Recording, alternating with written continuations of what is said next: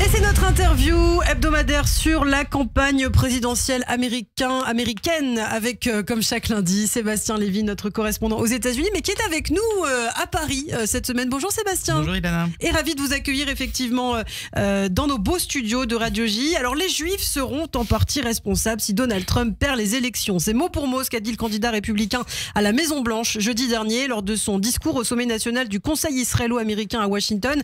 L'ancien président a déploré qu'il soit à la traîne par rapport à sa rivale démocrate Kamala Harris parmi les Juifs américains. Si je ne gagne pas cette élection, le peuple juif y sera pour beaucoup, a-t-il affirmé, avant de dire Israël, à mon avis, cessera d'exister d'ici 2 ans. En gros, si Kamala Harris est élue, Israël disparaîtra. Ce qu'il avait d'ailleurs déjà dit lors du débat il y a quelques jours. Sébastien, ces propos sont irresponsables selon vous ? Oui, ces propos sont irresponsables. On voit de toute façon toujours Trump fait toujours dans la nuance, comme vous l'avez vu. Ils sont irresponsables parce qu'ils ciblent vraiment les Juifs, et ça traduit en fait deux malentendus qu'a Trump en fait avec les Juifs américains. D'abord, Trump a une approche transactionnelle et il estime que quand il fait quelque chose, en fait, il doit y avoir un gain. Ce qu'il ne comprend pas, c'est que les Juifs américains, lorsqu'ils se déterminent sur leur vote, ils ne se déterminent pas par rapport à Israël, ils se déterminent sur la démocratie, sur l'avortement, sur l'économie. Ils sont d'abord des citoyens américains de confession juive. Israël compte dans leur judéité beaucoup plus que dans leur citoyenneté. Et ça, il a du mal à le comprendre. Pourquoi ? Parce qu'il voit foncièrement les Juifs américains comme, on va dire, des Israéliens vivant aux États-Unis. Je schématise un petit peu, mais il les désaméricanise pour en faire finalement un peu des agents d'une puissance étrangère. En ce sens, c'est également extrêmement grave. C'est de l'antisémitisme pour vous ? C'est une forme... C'est compliqué de vraiment qualifier Trump d'antisémite, mais en revanche, il donne raison à plein d'antisémites qui voient des Juifs comme pas véritablement faisant partie du corps, qui les essentialisent. Et il ne voit donc... En fait, il y a 2 problèmes. Un, il ne voit pas vraiment les Juifs comme des Américains.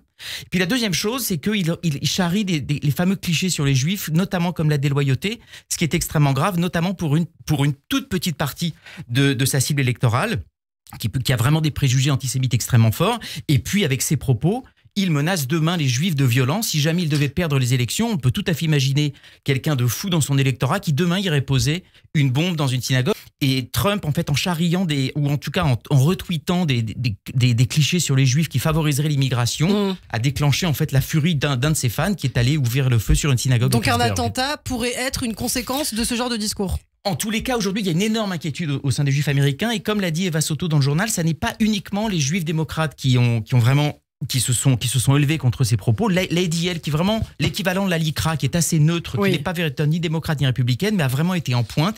Et l'AJC aussi, American Jewish Committee, qui est plutôt de centre-droit, lui aussi s'est élevé. Donc on est très très loin des démocrates ou républicains. Il y a vraiment un consensus global dans la communauté juive américaine pour critiquer très fortement les propos de Trump. Et on aura peut-être l'occasion d'en reparler, bien sûr, sur Radio J, c'est important. Sans doute. Alors aujourd'hui, par contre, le thème que vous souhaitiez aborder, Sébastien, c'est le système électoral américain à l'approche donc de la présidentielle le 5 novembre prochain, un État fédéral. Est-ce que vous pouvez nous expliquer un petit peu le système ? Alors, déjà, le système électoral, il est assez baroque. Il est le fruit, en fait, d'abord la vision des pères fondateurs. Les pères fondateurs avaient une confiance limitée dans le suffrage universel direct. Donc, ils essayaient, en fait, ils ont essayé de mettre en place des contre-pouvoirs, je dirais, au suffrage universel direct. Donc, ça n'est pas aujourd'hui aux États-Unis un suffrage universel direct. C'est un État fédéral avec non pas une élection présidentielle, mais 50 élections. Vous avez donc 50 élections dans les 50 États.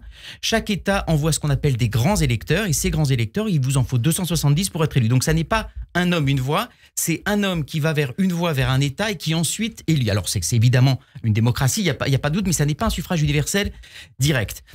Si on regarde par exemple le Sénat, c'est encore plus marqué justement cette défiance envers le suffrage universel. Vous avez 100 sénateurs, 2 par État, peu importe la taille de l'État. Donc un État comme la Californie, 40 millions d'habitants, le Wyoming, 600 000 habitants, vous avez 2 sénateurs. Vous pouvez imaginer, c'est un petit peu ce qu'on a en France également. Le Sénat non plus n'est pas complètement démocratique. La différence, c'est que le Sénat aux États-Unis est une institution extrêmement puissante, beaucoup plus qu'en France. En fait, vous avez une seule institution véritablement démocratique, qui est la Chambre des représentants, qui est l'équivalent de notre Assemblée nationale en France. Là, pour le coup, c'est un vrai suffrage universel direct. Donc, État fédéral, donc poids très important des États, et un suffrage qui varie selon le type d'élection entre le Sénat, l'élection présidentielle et la Chambre des représentants. Alors, quelles conséquences, justement, pour ce système électoral? Alors, la première conséquence, on entend beaucoup, et vos auditeurs, je suis sûr, entendent beaucoup parler des États clés. Mais qu'est-ce que c'est les États clés? J'ai parlé de 50 élections. Les swing states, donc États qui balancent. Qu'est-ce qui se passe? Vous n'avez pas, en fait, donc comme je l'ai dit, une élection présidentielle, vous en avez 50. Mais vous n'en avez pas vraiment 50, vous en avez véritablement à chaque élection 40, vous en avez 7 ou 8. Pourquoi? Parce que les 42 restants, finalement, sont soit solidement démocrates, soit solidement républicains. Qu'est-ce que ça veut dire? Ça veut dire qu'il y a des États qui comptent un peu plus que les autres, puisque un candidat républicain ne va pas aller dans un État démocrate et vice-versa. Ils vont se concentrer sur ces fameux 7 États. Alors, en l'espèce, il y a 350 millions d'habitants aux États-Unis, mais vous avez véritablement 60 millions qui habitent dans ces swing states qui sont concernés. Si on zoome, vous avez dans les 60 millions que 3 ou 4 millions qui sont vraiment ciblés. Donc, évidemment, encore une fois, c'est une démocratie, mais vous avez des États qui sont complètement délaissés. En revanche, vous avez des États qui comptent énormément, par exemple, comme la Pennsylvanie. Ça a des conséquences, notamment sur les politiques publiques. Vous avez notamment la fracturation hydraulique qui compte beaucoup en Pennsylvanie. Aucun candidat démocrate ou républicain ne peut s'y attaquer. Pourquoi? Parce que vous ne pouvez pas vous permettre de perdre la Pennsylvanie. Donc c'est une première conséquence. Une autre conséquence, et qui est très importante, c'est qu'on va prendre 2 États clés. Chacun a 10 millions d'habitants, on va dire qu'ils ont 10 grands électeurs. Mmh. Un État très urbain, un État qui est entre urbain et rural. L'État urbain, vous allez avoir 80% pour les démocrates, 20% pour les républicains, je schématise.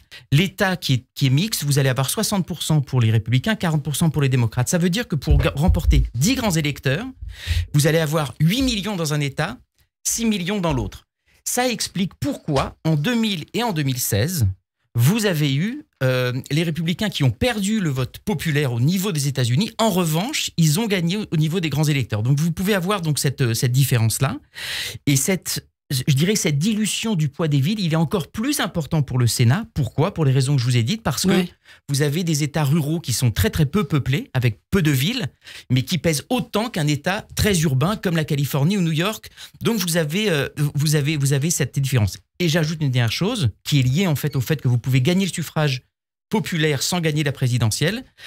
Aujourd'hui, pour un démocrate, gagner la présidentielle 51-49 ne suffit pas. Pour gagner, Kamala Harris aura besoin minimum de 4 points d'écart pour remporter assez de grands électeurs. Alors, il nous reste 2 minutes, Sébastien Lévy. Et justement, on se pose la question d'un danger éventuel pour la démocratie américaine. Est-ce que ce système est dangereux? Alors, je dirais que ce système, il crée une perte de légitimité parfois. Vous avez une abstention, vous avez énormément d'électeurs qui ne vont pas voter parce qu'ils estiment que leur voix ne compte pas. En revanche, et je voudrais terminer quand même sur une note positive sur ce système électoral, les États-Unis sont le pays des inégalités, de l'injustice, c'est aussi le pays de la mobilité et c'est le pays de la réinvention. Qu'est-ce qui se passe? Ce n'est pas parce qu'un État est solidement républicain un jour qu'il le sera toute sa vie. Par exemple, la Pennsylvanie était un État extrêmement démocrate qui aujourd'hui est en train d'être entre républicains et démocrates parce qu'il y a eu énormément de pertes d'emplois dans les emplois industriels et les républicains ont su s'en saisir. Ça oblige aujourd'hui les démocrates à ne pas uniquement se concentrer sur les villes également, ils doivent aussi parler aux campagnes, pour les raisons que je vous ai dit sur le Sénat. Donc ça oblige chaque parti finalement à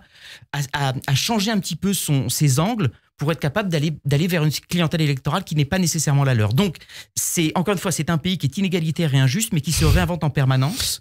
Et donc c'est pour moi en fait le symbole de ce que sont les États-Unis, dans ce qui va et dans ce qui va moins bien. Et c'est pour ça qu'on aime les États-Unis aussi. Exactement. Merci beaucoup Sébastien Lévy pour toutes ces précisions. Il y a beaucoup à dire à chaque fois, mais c'est vrai qu'on a peu de temps. Mais en tout cas, on vous retrouve chaque semaine pour commenter un petit peu ce qui se passe sur la scène politique américaine. Et on reviendra certainement aussi sur Donald Trump et ses déclarations. Il en fera d'autres, j'imagine, dans les prochaines semaines. Merci beaucoup Sébastien. Je vous dis à la semaine prochaine. Vous restez avec nous tout de suite. C'est le journal avec Eva Soto. Radio J. Bonjour.